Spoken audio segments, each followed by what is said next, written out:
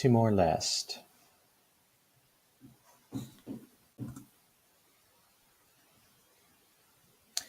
Timor Leste has a population of 1,261,072. The word Timor is a local word meaning east. The languages spoken in Timor are Tetun Prata, nearly 31%, Mambai, Makassai, Tetun Tarik, Baikanu, Kamak, Lunak, Tokodede, Fataluku, Waimaa, Kaloli, Niuete, Idate, Midiki, and others. There are more than 32 distinct languages. Ethnic groups: Austronesian, Melanesian Papuan, and a small Chinese minority. 98% of the population are Catholic, 2% are evangelical, and Muslims and others constitute less than 0.5% of the population.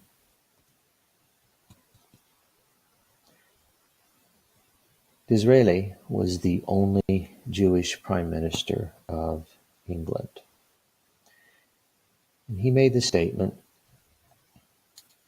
"There is no education like adversity." He was known for his perseverance, and he served twice as Prime Minister for the Conservative Party. And if this statement by Disraeli is true, then the Timorese people should be some of the most educated people on earth. They have risen repeatedly from adversity in the form of invasions, the indifference of world powers, extreme diversity, and poverty to make great advances in their educational system, thus improving their way of life. Timor-Leste lies at the extreme eastern end of the Sunda Islands of Indonesia.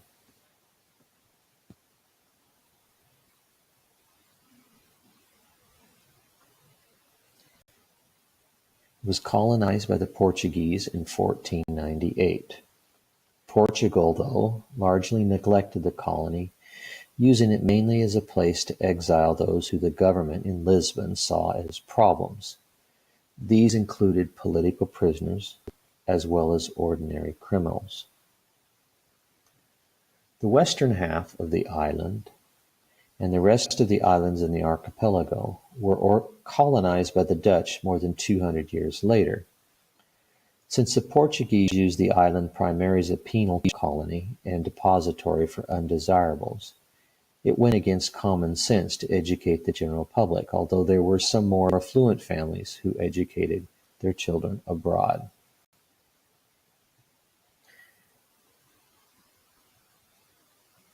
World War II. The Portuguese, as a neutral entity, abandoned Timor-Leste. The Japanese battled the Dutch and Australians over the island of Timor in 1943. As a result of Timorese volunteers helping them, 40,000 to 70,000 lost their lives at the hands of the Japanese. After the end of the war, the Portuguese continued in their policy of ignoring the development of the instructor of Timor-Leste and their exploitation of its resources until 1974, when the Carnation Revolution occurred in Lisbon. Independence was declared in late 1975, and 2 weeks later in October, Indonesia started an illegal invasion by making raids across the border. 2 months later, in December, the full army invasion commenced.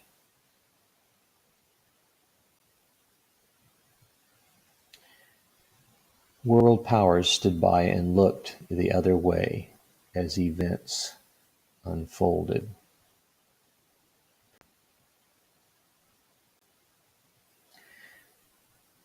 Many went into exile to other countries to escape the brutality of the occupiers. As the capital Dili was invaded, 80% of the people escaped into the mountains, which form the backbone of this tropical paradise. Literacy classes were organized to teach those indigenous to these remote areas in an attempt to prepare them for being citizens of the country. This experience in revolutionary education, despite its brevity, is a key part of the heritage of many of today's leaders. The basic literacy curriculum was meant to educate a people who had been neglected for nearly 500 years and to create the foundation for a society that had the same needs as those of the children of Israel when God led them out of Egypt. By 1978, the Indonesian occupation was nearly complete. Guerrilla fighters would continue in the remote parts of the island for the next quarter century. In the remote areas, their simple form of literacy education would go on as well. Indonesia took over the de facto government of Timor Leste, even though the Portuguese government was still recognized internationally as the administering power until 1999. Indonesia's education was conducted by Timorese teachers in the primary grades, but mostly Indonesian teachers in the secondary level, mostly under the direction of the Catholic Church. It says the use of schools for propaganda and indoctrination severely interfered with the education of an entire generation of East Timorese youth. In the 1990s, growing nationalism and unrest among students occurred. This resulted in a massacre of 273 unarmed Dili demonstrators by Indonesian forces. From 1975 to 1999. During the 24 years after the failed attempt at independence, it is estimated between 102,000 and 183,000 non-combatants died. More than 18,000 of these were murdered or disappeared, while more than 84,000 died due to hunger and illness. At least one expert has concluded this was an attempted genocide. In 1999, the government in Indonesia had just been toppled by a popular uprising, which had some links to students from Timor Leste. Students again spread throughout the country and fanned the latent nationalist mood with literacy lessons that bore fruit in a UN-sponsored referendum where more than 70% voted for independence. The Indonesian occupation ended as it had begun, with extreme violence. 80% of the schools were completely destroyed.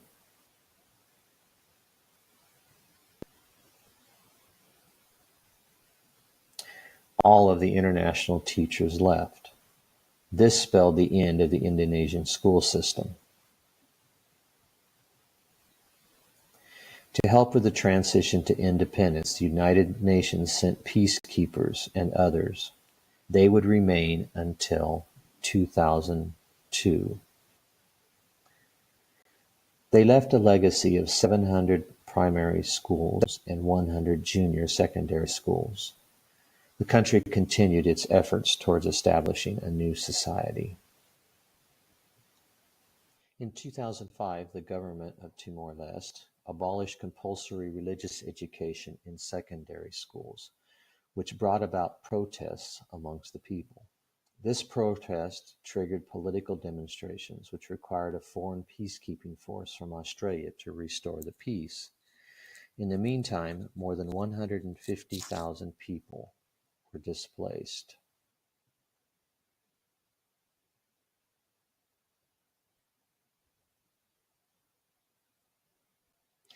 which shut down schools, and teachers on the wrong side of the issue lost their homes.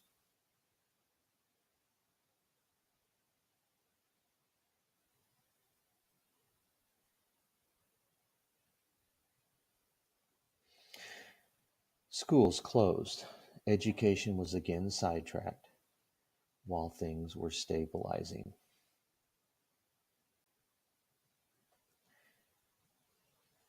What you can become depends on what you can overcome. Timor Leste now had to start over again. This time, though, the government was able to work to bring about a consensus and work together. They were starting to overcome. 2007 brought a new government and stability. The new government had a constitution that had a specific section on education. Children shall enjoy all rights that are universally recognized. The state shall promote education and vocational training. The state recognizes and guarantees to the citizen the right to education and culture. All citizens have the right to equal opportunities in regards to education. The state recognizes and oversees private and cooperative education. The state must ensure all citizens, according to their capacities, have access to higher degrees of education, scientific investigation, and artistic creation. How are they going to do this? The new government committed to spend an inordinate percentage of the GDP on the educational system. This is the seventh highest in the world, 9.4% of gross domestic product in the year 2011. Most of this comes from the natural gas and oil resources lying to the south of the island nation in the East Timor Sea.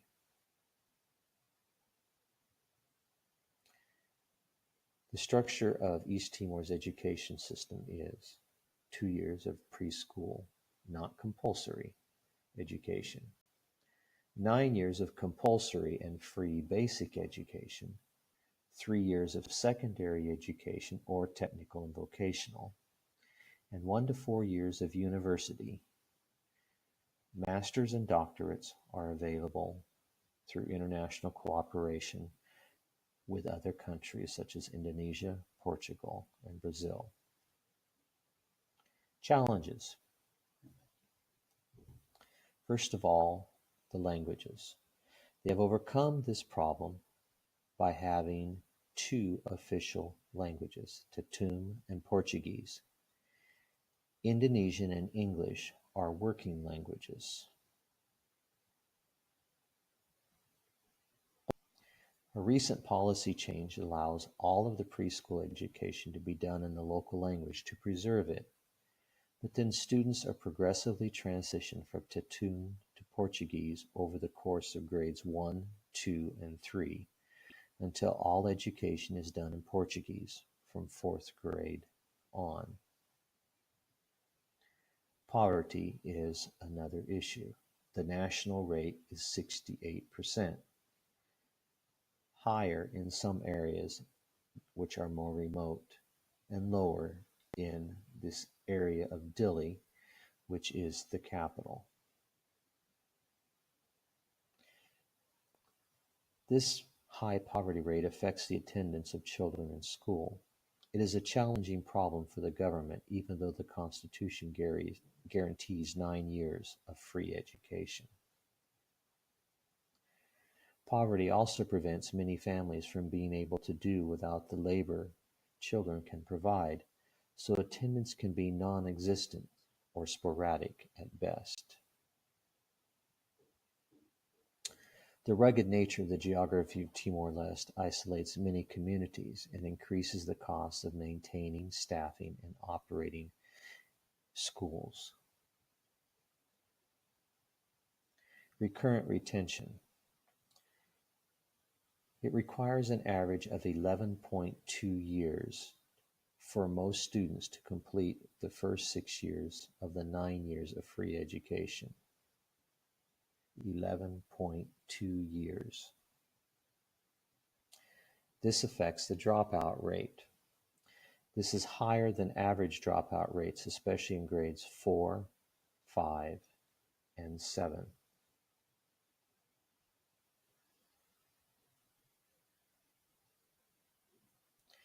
Explosive population. More than 50% of the population is under 19 years of age. It was projected there would be increased requirement for 30% more teachers over the course of the next decade, but the birth rate has dropped from 7.8 births per woman to almost 4 births. This has lessened the projected strain on the national resources, but still is cause for concern to a government faced with the tightening purse strings. Over the next 2.5 years, the government will continue building at least 250 new preschools and refurbishing all presently degraded classrooms so that there are a sufficient number of classrooms in every geographic area of the country. All new schools and classrooms will be properly equipped. In 2011, the government developed the National Educational Strategic Plan.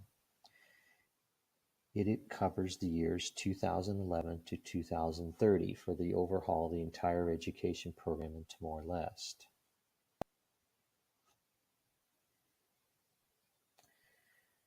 From 5 years of age, for 2 years, there will be school and done in the local language.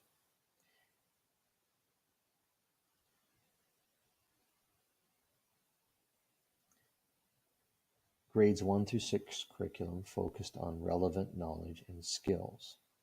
Says a new curriculum is being developed to address those areas the initial curriculum is missing. And from 2000 to 2010, you can see the progress that has happened here. Primary schools nearly doubled. Primary students has grown.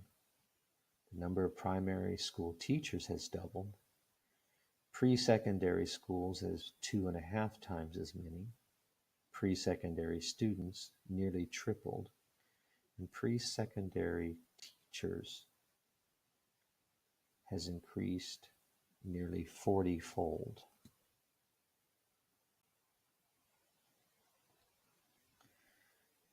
Secondary education is 3 years, and it can be technical, vocational, or secondary college-bound curriculum. In 2003, there were 43 secondary schools. 22 were publicly operated. 17 were operated by the Roman Catholics. There was 1 Muslim or Islamic school and 3 private schools, but low enrollment was a problem. This may well be related to the outdated curriculum that is being taught. The curriculum has serious limitations of quality and relevance and does not respond to the development needs of the country. This is addressed in the National Education Strategic Plan. Of the total population of the Timorese, 901,000 Timorese above 5 years old, 30% have never attended school. Poverty and other social issues keep many students from attending school.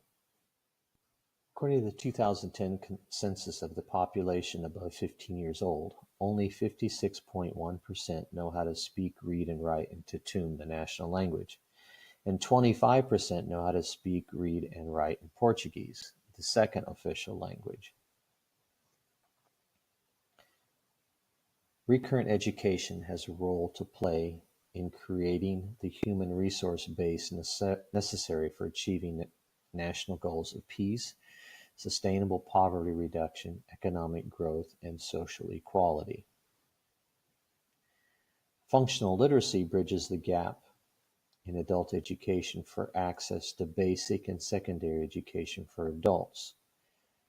The National Equivalence Program provides accelerated learning courses to achieve this goal.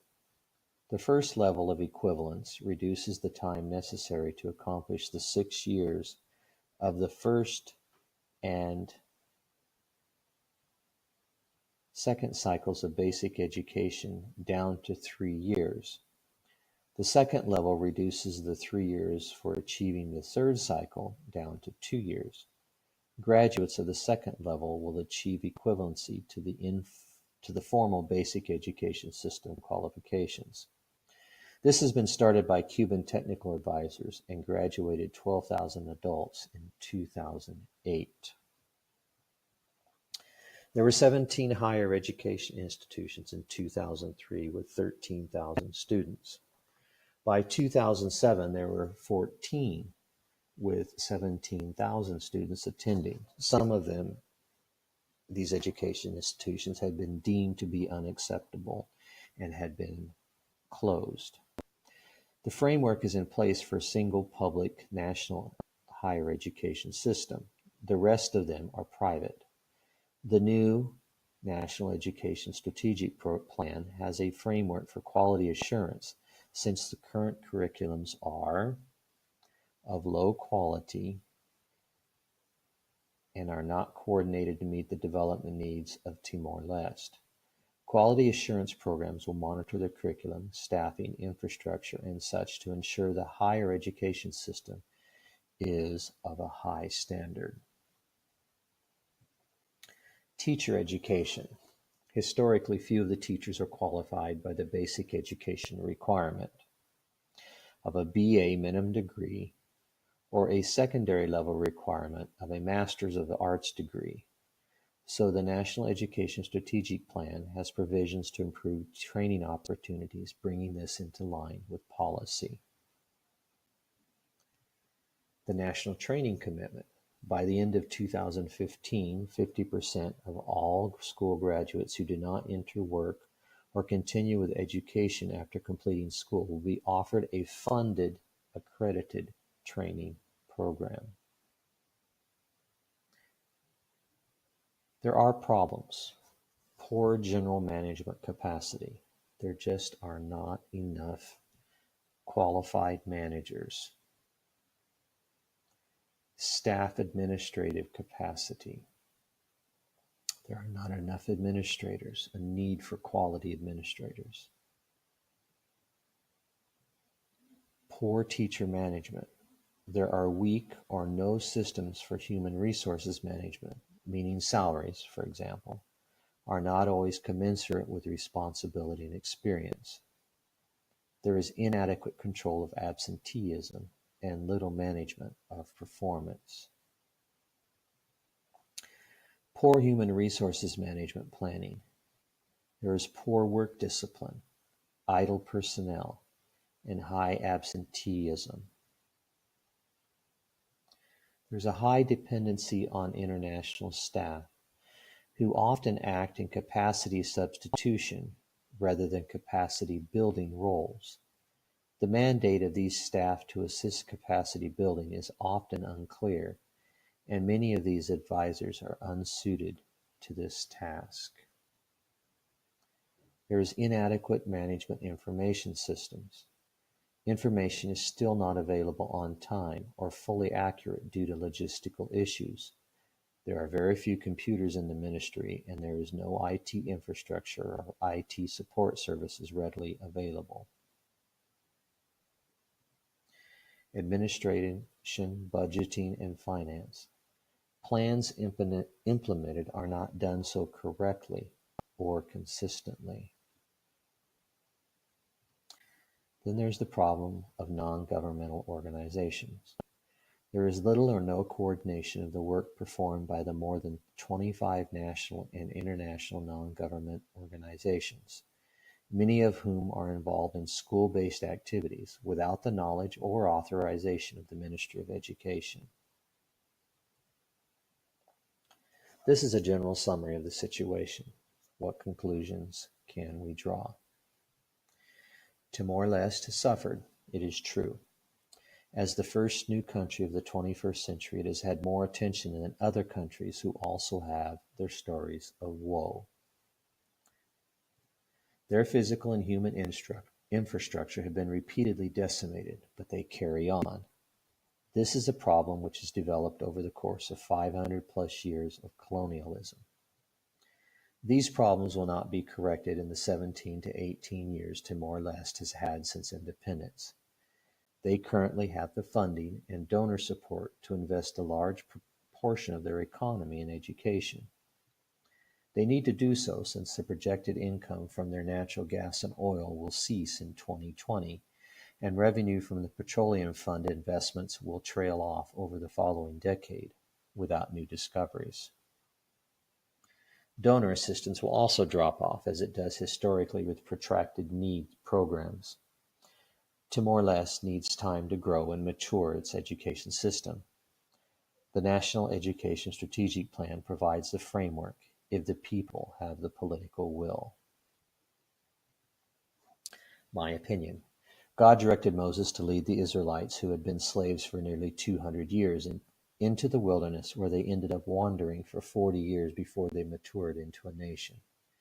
It would be folly to think Timor-Leste will be able to accomplish the same in less time without divine intervention. With time, they will do it.